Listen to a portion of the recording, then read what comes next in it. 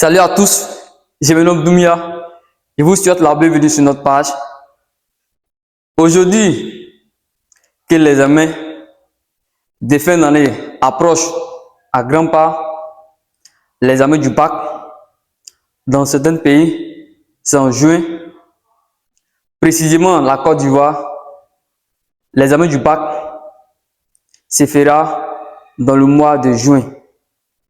Donc, vu le constat que certains élèves n'arrivent même pas à maîtriser l'étude d'une fonction. Or, on constate que certains élèves se limitent seulement au calcul des limites, étude d'une fonction. Donc, je l'espère qu'après cette vidéo, j'ai pris un exercice qui est divisé en 3 parties. Nous avons la partie A, la partie B et la partie C. Aujourd'hui, j'ai donc décidé de vous présenter la partie A. La partie A, j'ai laissé une question. Je ferai cette question dans une vidéo uniquement que la question 4. Car cette question fatigue plein d'élèves. J'ai donc décidé de laisser cette question dans une prochaine vidéo. Je ferai uniquement une vidéo sur cette question. Donc, voici la partie A. Je répète encore, il dit l'exercice, c'est un exercice complet sur l'étude des fonctions. L'exercice est divisé en 3 parties. Nous avons la partie 1, la partie B et la partie C. J'ai décidé de vous présenter la partie A. Mais la dernière question de la partie A, je n'ai pas mis la dernière question. Je vais laisser dans une prochaine vidéo. Je ferai uniquement une vidéo sur la dernière question de la partie A. J'espère qu'on se comprend. Nous allons passer à la présentation de l'exercice. On dit soit G est la fonction numérique définie sur l'intervalle ouvert de 0 à plus infini. Donc ici, notre intervalle, c'est ouvert à 0. Donc cela veut dire que 0 n'appartient pas à l'intervalle. Sur l'intervalle ouvert de 0 à plus infini, par G de x égale à 1 moins x plus 2 ln de x.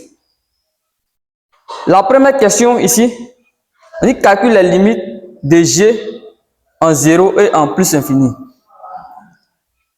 C'est ce genre d'exercice qu'on donne au bac. Certains élèves se limitent seulement à la première question.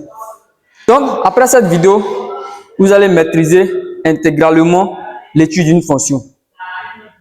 La question 2A, on dit démontre que, quel que soit x appartient à l'intervalle ouvert 0 plus infini, g' de x égale à 2 moins x sur x. B, étudie le signe de g' de x, puis en déduit le sens des variations de la fonction g. Ce que vous devez maîtriser, après avoir déterminé la dérivée, immédiatement étudier le signe de la dérivée. C'est à partir du signe de la dérivée que vous allez en déduire le signe de la fonction g. Quand on dit le sens des variations, certains élèves confondent le sens des variations avec le tableau de variations. Quand on dit le sens des variations d'une fonction, cela revient à montrer sur un intervalle, la fonction est strictement croissante. Sur autre intervalle, la fonction est strictement décroissante. Et encore, lorsque x égale à 0, la fonction elle est constante. Quand on dit le sens des variations, c'est de dire si la fonction elle est décroissante ou elle est croissante ou la fonction elle est constante. La question C, on dresse le tableau de variations de G. La question 3A, on y vérifie que G de 1 égale à 0. La question B demande que l'équation x appartient à l'intervalle ouvert 2 plus infini. G de x égale à 0 admet une unique solution alpha. Et enfin, l'avant-dernière question de la partie A. On dit c'est justifie que alpha est compris entre 3,5 et 3,6. Donc, l'exercice étant présenté, nous allons passer à la correction de l'exercice. Donc, je vous dis d'être attentif et suivez bien. Voilà la fonction G. La première question 1. La première question, nous calculons les limites de G en 0 et en plus infini. Donc, qu'est-ce que nous allons faire? Limite, lorsque x tend vers 0, ici, voici l'intervalle qu'elle a. Donc ici, nous avons un 0 qui est positif. 0 positif de G de x. Cela revient à quoi? Égal à la limite, lorsque x tend vers 0 positif, de la fonction G de x. N'est rien d'autre que 1 moins x plus 2 ln de x.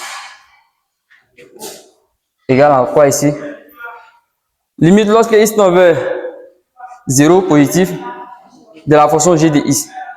Voilà la fonction G de x. Ici, on remplace ici par les variables ici.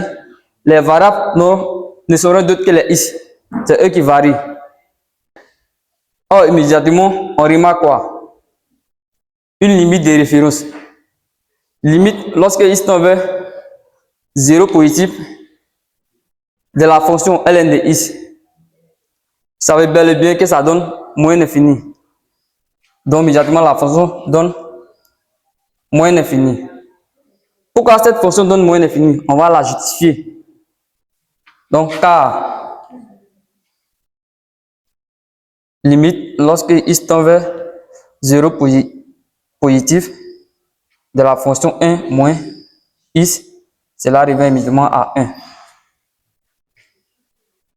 Et limite lorsque x tend vers 0 positif de la fonction ln de x, cela donne moins l'infini. Passons immédiatement, on trouve moins l'infini. Donc, limite lorsque x tend vers 0 positif de la fonction g de x égale à moins l'infini.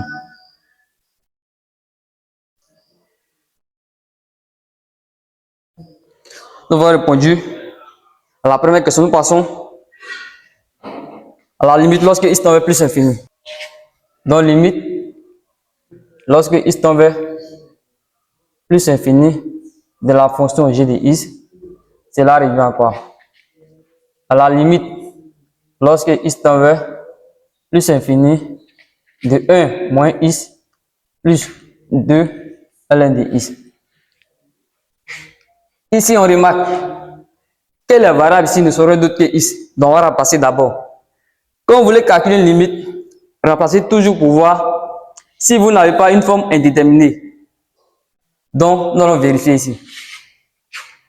Limite, lorsque x tend vers plus infini, de 1 moins x ici, cela donne quoi? Ici, si je cache le moins ici, limite lorsque x tend vers plus infini de x, cela me donne plus infini. Or, il y a un moins ici, donc moins infini. Donc, tout ça donne quoi? Moins infini. Et je vais ici encore. La limite lorsque x tend vers plus infini de ln de x, ça donne plus infini.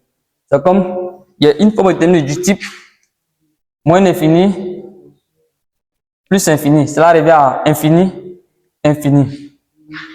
Donc, il ne sait pas, entre moins infini et plus infini, je vais prendre quoi? Dans ce moment, on dit que nous avons une forme indéterminée. Donc, comment lever l'indétermination de cette fonction? Comment on fait? Vous avez plusieurs méthodes, soit la factorisation. Donc, nous allons essayer de factoriser la fonction. Égal, limite lorsque x tend vers plus infini. Ici, je vais factoriser par quoi ici? Je vais factoriser par x ici. Je vais mettre x en facteur ici. Je vais mettre x en facteur. Donc, si je mets x en facteur ici, c'est là arrivé à quoi ici? Je vais avoir 1 ici. Je vais avoir 1 ici. Ici, 1. sur x ici. Donc, ça m'arrange. Il y aura 1 sur x ici. Donc, si le 1 multiplie le 1 qui est là, ça va x sur x. Cela me donne immédiatement 1. J'ai même moins 1 ici. Donc, si je fais x fois moins 1, je trouve moins x qui est là. Donc, c'est déjà bon. On dit plus. Quoi ici encore? Qu'est-ce que je vais faire ici pour factoriser? Il y aura ici 2 ln de x sur x ici. Or, si le x vient ici, ça va multiplier le x qui est là. Donc, on va une simplification de x. Donc, il retombe immédiatement sur la fonction g de x. Donc, si vous factorisez une fonction, vous pouvez développer la fonction pour voir si vous trouvez sur la fonction de départ. Voici la factorisation. Donc, on calcule la limite maintenant pour voir. Donc, on calcule la limite pour voir maintenant ici. On a là, ici, je vais prendre pas à pas. La limite lorsque x tend vers plus infini de 1 sur x, cela me donne quoi? Et ici, réel sur infini, ça me donne 0. Ça me donne 0 ici. Je vais encore. La limite de ln de x sur x, cela me donne quoi encore? Cela me donne 0. C'est une limite de référence. Pour voir, vous pouvez passer par la règle de l'hospital pour pouvoir déterminer cette limite. Donc ici, il y a 0 ici, il y a 0 ici. Cela me donne 1 ici. C'est comme la limite lorsque x tend vers plus infini de 1 sur x moins 1 plus 2 ln de x sur x. Cela me donne quoi ici finalement? Il va voir c'est égal à combien ici? Égal à moins 1. Car ça va faire 0. La limite lorsque x tend vers plus infini de ln de x sur x, cela me donne ici également 0. C'est comme dans la parenthèse, il y aura uniquement que moins 1. Or, il y a un x en facteur ici. Encore égal, la limite lorsque x tend vers plus infini de x ici, cela me donne plus infini. C'est comme il y a ici, plus infini multiplié par le moins 1 ici. C'est comme si on fait plus multiplié par un moins, cela donne quoi? Cela donne un moins. Donc c'est comme il y a plus infini fois moins 1. Immédiatement, il y aura moins l'infini. Donc, pour déduire la limite, si on déduire la limite de cette fonction, la limite lorsque x tend vers plus infini de la fonction g de x, immédiatement, il y a moins l'infini. Car ici, il y a mis x en facteur ici. Or, la limite lorsque x tend vers plus infini de x, ça me donne plus infini. Or, la fonction qui est dans la parenthèse me donne moins 1. C'est comme il y aura plus infini fois moins 1. Comme vous savez bel et bien, si on fait plus fois moins, cela donne moins. Donc, ici, la limite, lorsque x tend vers plus infini de la fonction g de x égale à moins infini.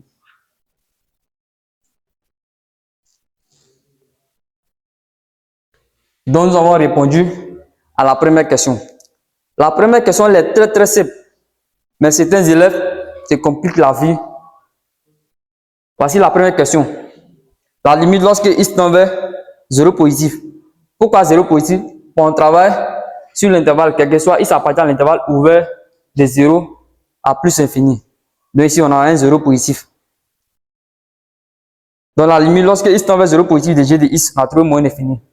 Et également ici, la limite lorsque x tend vers plus infini de la fonction g de x, on a trouvé moins infini également. Donc, si vous avez des préoccupations sur le calcul des limites, vous pouvez le mentionner en commentaire et nous ferons plus de vidéos sur le calcul des limites. Donc, après avoir fini avec la première question, c'était de calculer les limites de la fonction g en plus infini et en 0. Nous allons passer à la deuxième question.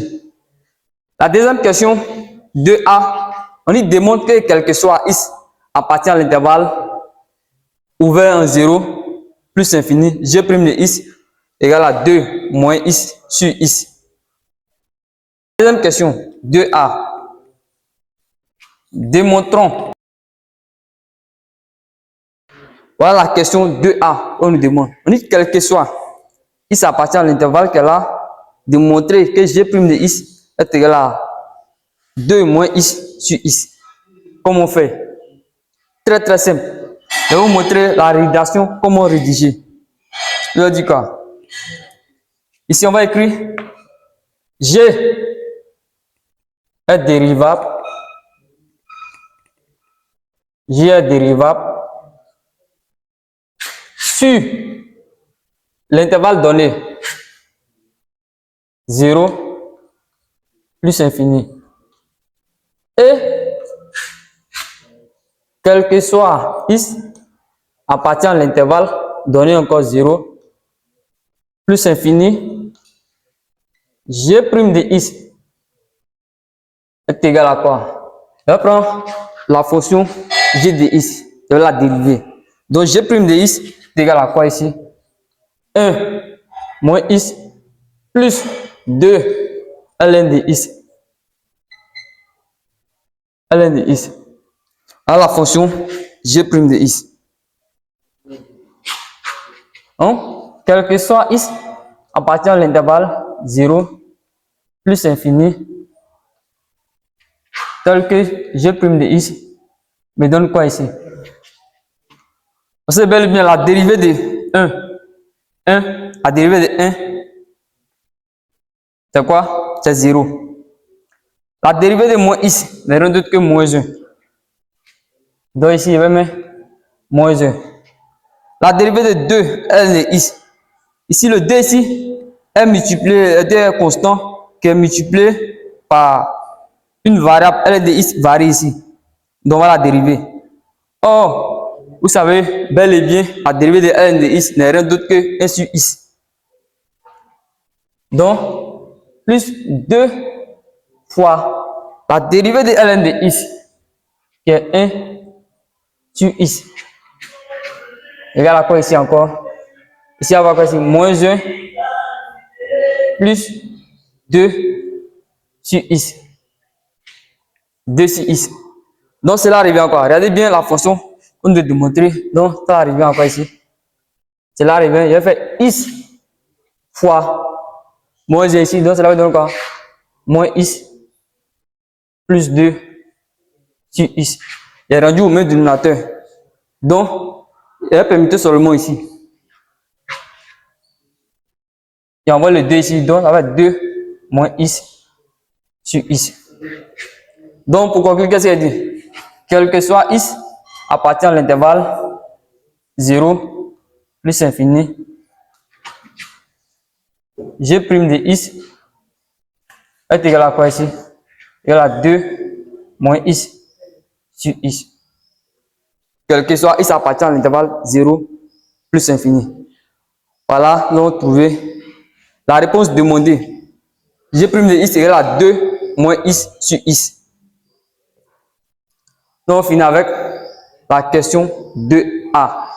Donc, on passe à la question B ici. On étudie le signe de la fonction g' de x, puis d'en déduire le sens des variations de la fonction g. Dans la question B, étudions la question B, étudions le signe de g' de x. Comment nous allons étudier le signe de g' de x? Donc, quel que soit x appartient à l'intervalle 0 plus infini. Vous connaissez l'expression de la fonction g' de x. Égale à quoi ici? Égale à 2 moins x sur x. On remarque quoi? Quel que soit x appartenant à l'intervalle ouvert de 0 à plus infini, on remarque quoi? On remarque que 1 sur x, plus il est strictement positif. Sur l'intervalle 0 plus infini, on remarque que 1 sur x est strictement positif. Ici, L'intervalle, c'est ouvert en 0. 0 n'appartient pas à l'intervalle. Le dénominateur ici doit être différent de 0. Et toutes les valeurs que nous allons prendre ici, cette valeur, elle serait supérieure à 0 ici. Elle serait supérieure à 0. Très très important. Donc, qu'est-ce que nous faisons? Maintenant, on remarque quoi? On remarque que le signe de G' de X va dépendre de quoi? Va dépendre que du numérateur ici. Vous voyez, c'est le numérateur qui multiplie le 1 sur X. Alors, le signe de G' de X est celui de 2 moins X. Donc, le signe de G' de X dépend de 2 moins X. On va étudier maintenant le signe de 2 moins X ici. Donc, étudions. C'est après avoir étudié le signe de 2 moins X qu'on va déduire maintenant le sens des variations. Car la question 2A, ici la question 2A, après avoir fini avec la question 2A, nous sommes à la question B. La question B est en deux volets. On étudie le signe de G' de X, puis on déduit le sens des variations de G. Donc, on va étudier le signe de 2 moins X et après nous allons déduire le sens des variations de la fonction G. Donc, quel que soit X appartenant à l'intervalle 0 plus infini, ici, 2 moins X égale à 0. Et cela va donner quoi ici? Cela veut dire que X égale à combien ici? X égale à 2 ici. Donc, pourquoi X égale à 2 ici? Ici, on va le doucement. Ici, le 2 qui est là, il l'envoie ici. Donc, voici moins X. Il va laisser à moins 2. Ici, il va multiplier par moins 1 de part et d'autre. Donc, ici, par moins 1, ici, par moins 1. Donc, on va X égale à 2 finalement. Donc, X égale à 2. Avec tableau de signe de 2 moins X. On fait un petit tableau.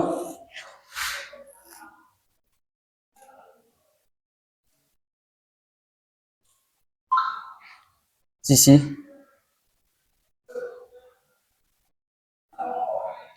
Ici, on va assurer ici.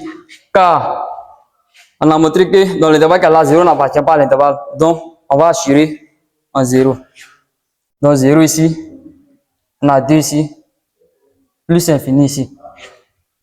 Voilà ici. La fonction est annule en 0. Donc, on met ici 2 moins ici. Donc, qu'est-ce que nous savons ici? Si vous voulez, je vous donne un secret ici. Vous mettez les différents signes ici. Vous pouvez étudier la limite de 2 moins ici en plus infini. Si vous trouvez moins infini ici, vous mettez moins ici. Si vous trouvez plus infini, vous mettez plus ici.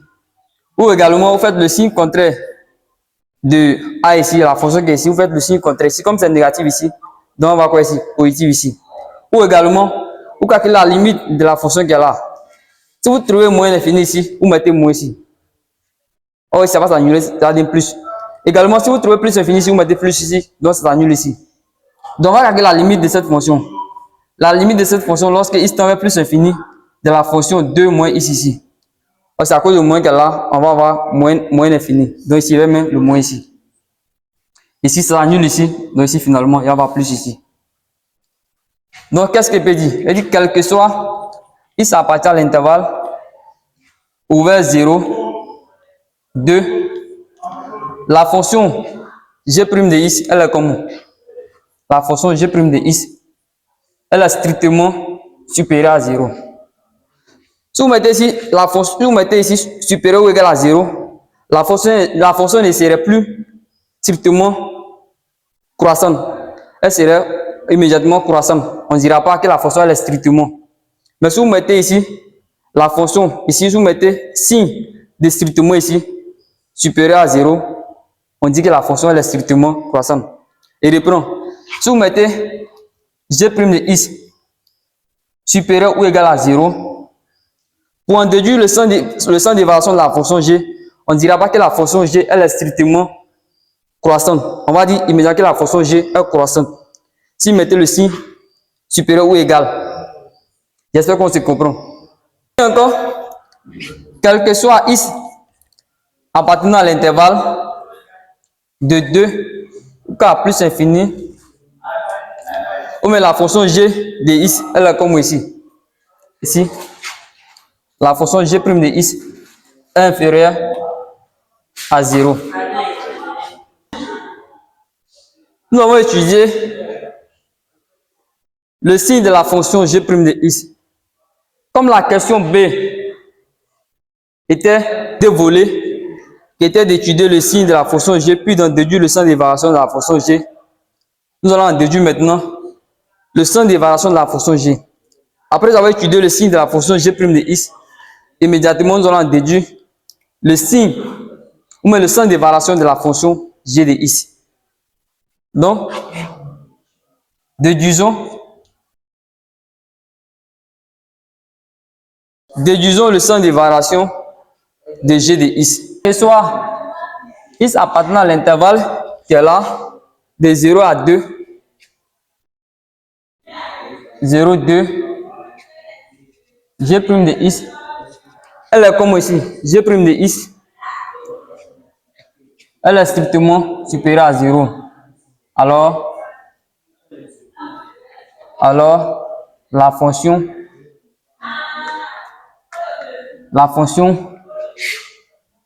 g de x est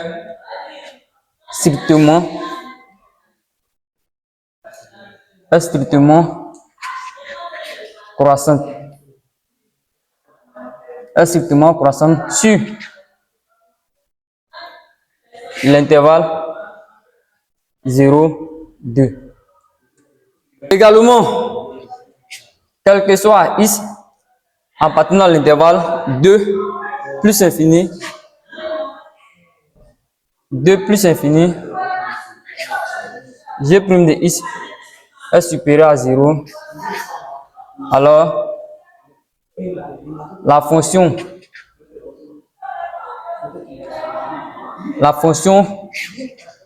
g de x est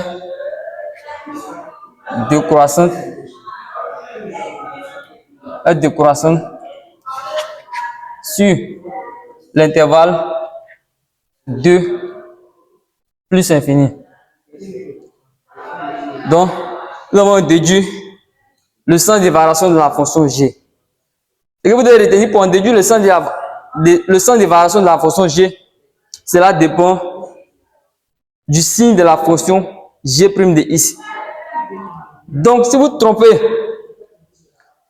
sur le signe de la fonction g de x, le signe de la fonction g' de x, forcément, vous allez vous tromper encore sur le sens des variations de la fonction g de x. Donc, ce que vous devez retenir, vous devez bien étudier le signe de la dérivée avant de venir étudier le sens des variations de la fonction. J'espère qu'on se comprend. Nous allons passer à la question C, qui est de dresser le tableau de variation de la fonction g. Donc, question C.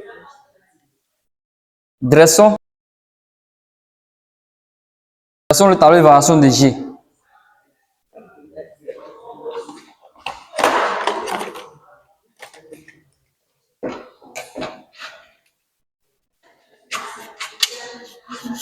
On fait un tableau.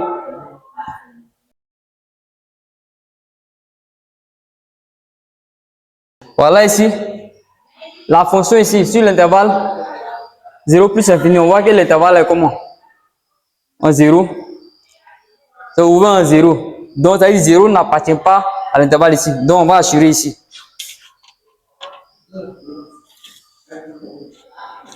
On va assurer en 0 ici.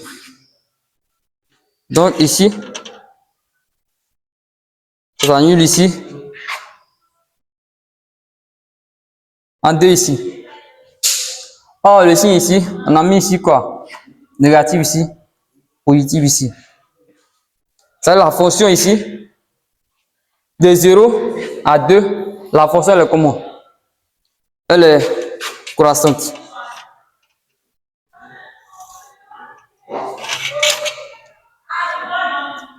Or, limite, lorsque x tend vers 0, dg de x, on a calculé. Donc, on trouve quoi? Quand on a calculé, on a trouvé moins infini. Donc, on va trouver moins infini ici. Également, ici, on va mettre ici, g de 2 ici. Également, la fonction ici, de 2 à plus infini ici, la fonction, là, comment elle est décroissante.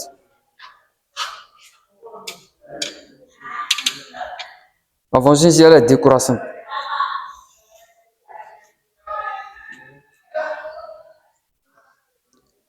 La fonction est décroissante. Donc, la limite, lorsque x tend vers plus infini de la fonction g de x, on a trouvé ici également moins infini.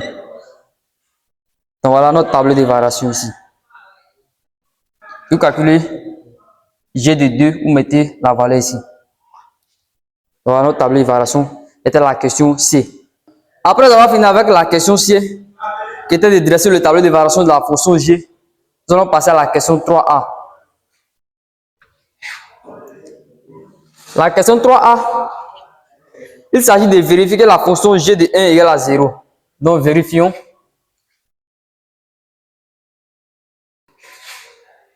Donc, je vais rappeler la fonction g de x. Donc, quel que soit x appartenant à l'intervalle 0 plus infini,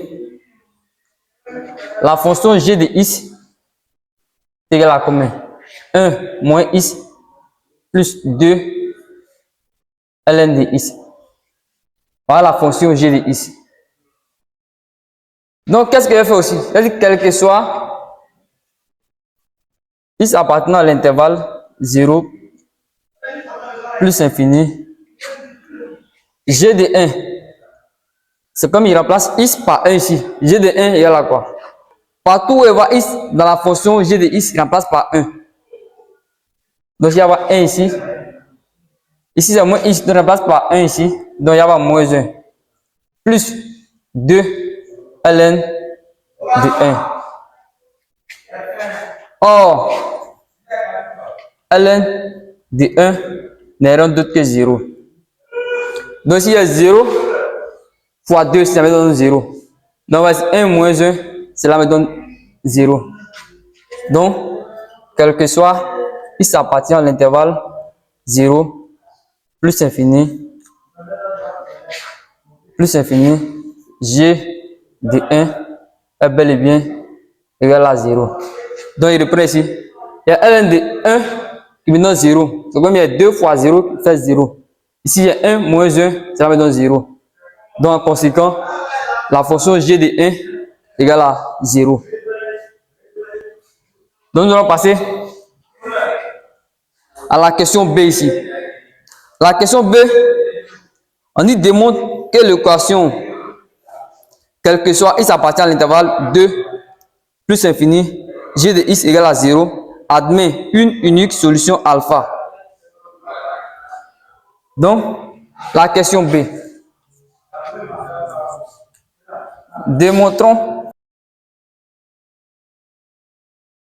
Démontrer cette question. On doit démontrer que l'équation g de x égale à 0 admet une unique solution alpha, quel que soit x appartient à l'intervalle 2 plus infini. Pour cela, il va rappeler le tableau de variation de la fonction g de x.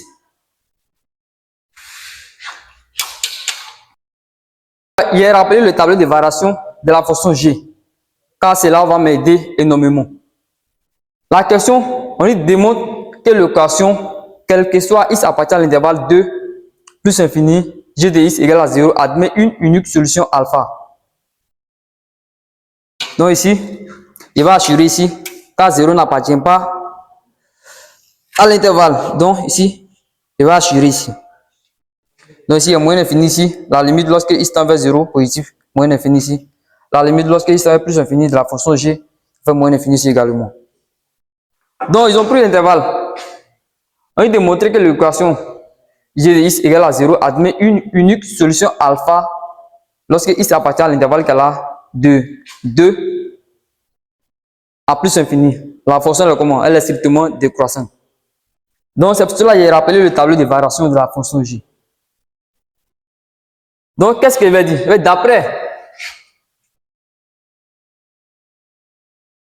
D'après le tableau de variation, d'après le tableau de variation de la fonction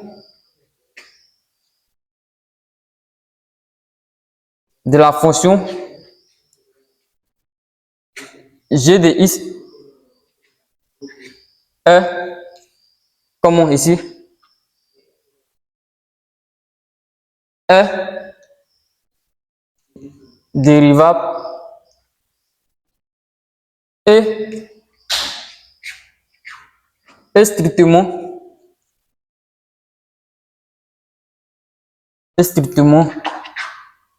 décroissante sur 2 plus infini. C'est pour ça qu'il a rappelé le tableau de variation de la fonction g.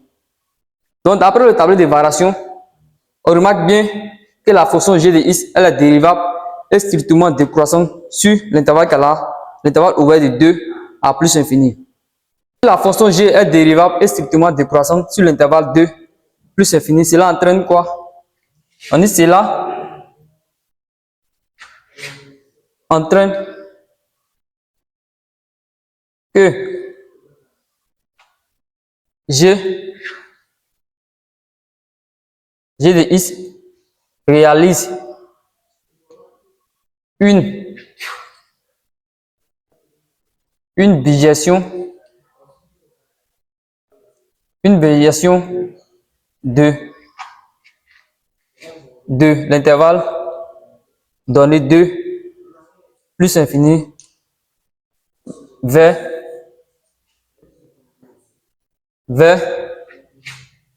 g de l'intervalle 2 plus infini. Après le tableau de variation de la fonction g de x est dérivable et strictement décroissante sur l'intervalle 2 plus infini. Cela entraîne quoi? Cela entraîne que la fonction g de x réalise une bijection de l'intervalle donné, qu'on nous a donné ici, 2 plus infini vers l'image de l'intervalle encore. Vous prenez l'image de l'intervalle 2 plus infini. Ici, avec g, donc g de quoi? L'intervalle 2 à plus infini. Égal à quoi ici? À la limite, lorsque x tend vers plus infini de la fonction g de x, point ici, à l'image de g de 2. À l'image de g de 2, égal à quoi ici? Donc, on va calculer limite lorsque x tend vers plus infini de g de x. Donc, cela donne quoi ici? On a bien calculé ici la limite lorsque x tend vers plus infini de g de x. On a trouvé que la moins infinie. Donc, il y a moins infini ici. Et l'image de g de 2. L'image de g de 2, après calcul, vous avez trouvé 0,4. Vous pouvez calculer pour voir l'image de g de 2 ici. Vous avez trouvé 0,4. Donc, voilà ce qu'on trouve ici. Or, qu'est-ce que nous remarquons ici? Or 0 qui est là appartient bel et bien à l'intervalle qui est ici. Appartient à l'intervalle moins infini ici, 0, 4 ici. 0 appartient à cet intervalle. Donc, on peut dire quoi? Voici la démonstration que vous devez maîtriser par cœur ici. Vous devez maîtriser. Ça, c'est le théorème des valeurs intermédiaires ici. Voilà comment la démonstration s'effectue pour répondre à la question. Or, comme 0 appartient à l'intervalle moins infini, 0,4 ici, on peut dire quoi? Donc, on en découle On en découle que quoi? Que l'équation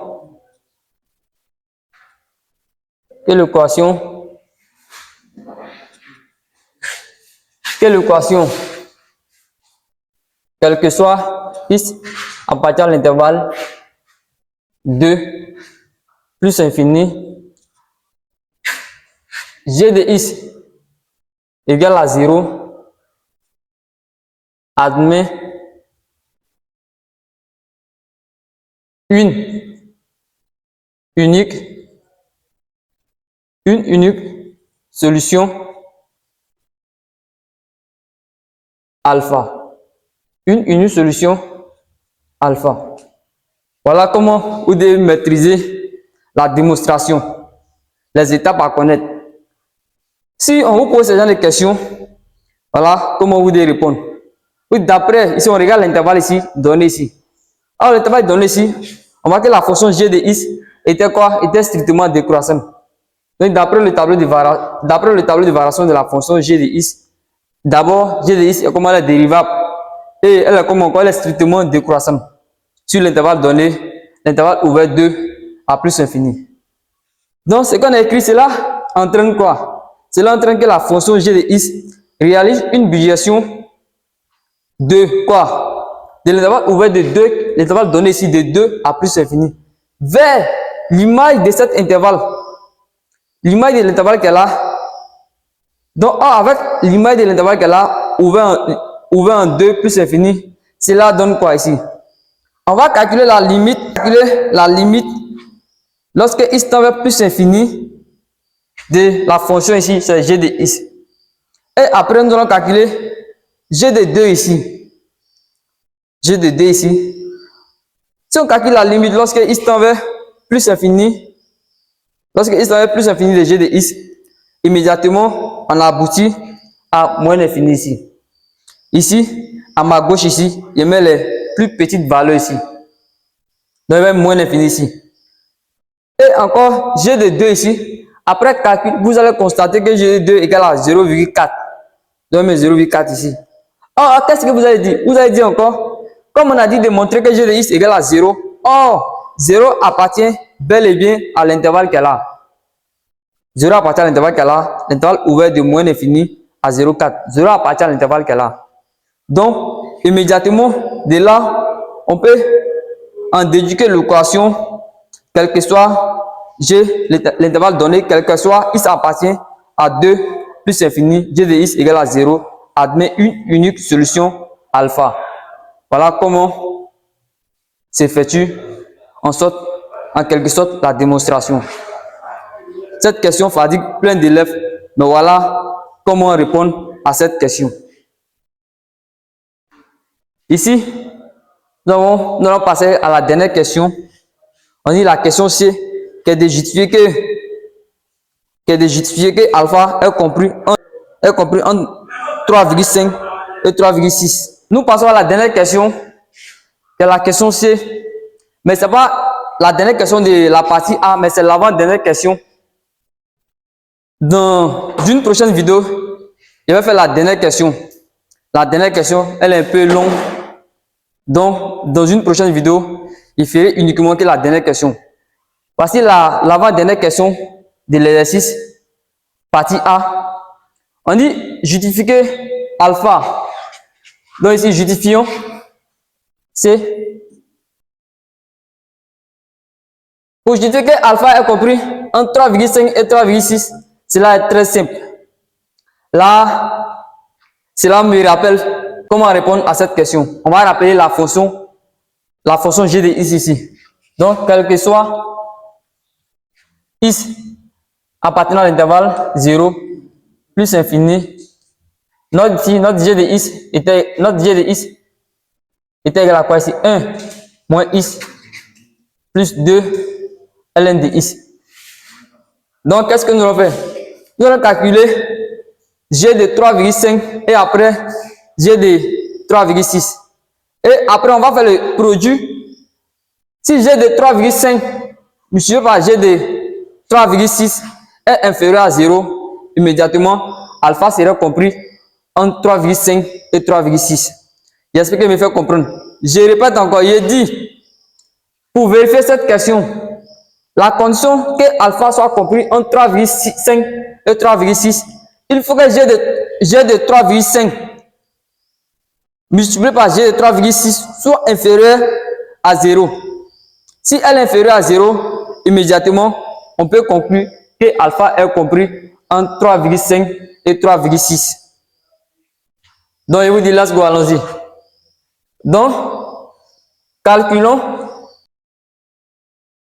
On calcule. Si g de 3,5 multiplié par g de 3,6 est inférieur à 0, immédiatement, on peut en déduire que alpha est bien, l'alpha est compris entre 3,5 et 3,6.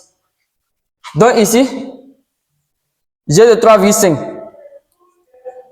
Cela revient à quoi? Il a rappelé la fonction g de x ici. Donc, dans la fonction g de x, partout où on voit x, on va remplacer par 3,5 ici. Donc, on va 1 ici, moins 3,5 plus 2 ln de 3,5. Donc, cela me donne quoi? Je vais calculer pour voir. Il y a 5,53 10 puissance moins 3. Également encore, ça c'est g de 3,5. Je vais calculer encore quoi? G de 3,6. Donc, comme il est fait dans g de 3,5, je vais faire également même chose ici.